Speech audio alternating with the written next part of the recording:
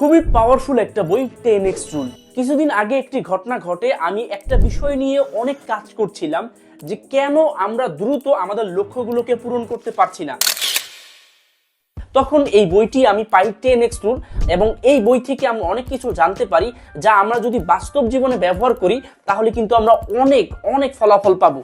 কেন আমরা ইয়াং জেনারেশনরা আমাদের লক্ষ্যগুলোকে দ্রুত পূরণ করতে পারছি না, আমরা দুটো বিষয় মনোযোগ সহকারে শুনবো, তাহলে কিন্তু বিষয়টা একদম সহজ হয়ে যাবে।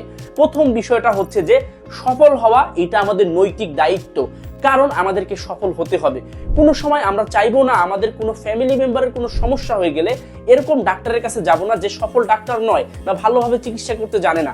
অবশ্যই আমরা ওই ডাক্তারের কাছে যাব যে ভালোভাবে চিকিৎসা করতে জানে, অর্থাৎ সফল। তো সফল হওয়া আমাদের নৈতিক দায়িত্ব।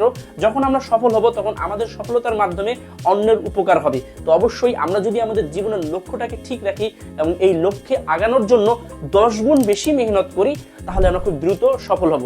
হয় কি অনেক সময় আমরা আমাদের লক্ষ্যগুলোকে সেট করি বাট 10 গুণ মেহনত করি না। আমরা ভাবি সেট করে রেখেছি, ডেইলি আমি এটা করব, হয়ে যাবে। না, আমাদেরকে ওই লক্ষ্যের জন্য 10 গুণ বেশি মেহনত করতে হবে।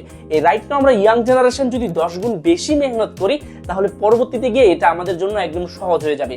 আপনি একদিন সকালে উঠতে পারছেন না, সমস্যা নেই, বারবার ট্রাই করুন, 10 দিন 20 দিন চেষ্টা করতে থাকেন, একদিন না একদিন আপনি অবশ্যই হবেন। তবে আপনি আপনার কাজগুলোকে সবসময় চেষ্টারত রাখবেন এবং আগের থেকে 10 গুণ বেশি মেহনত করবেন।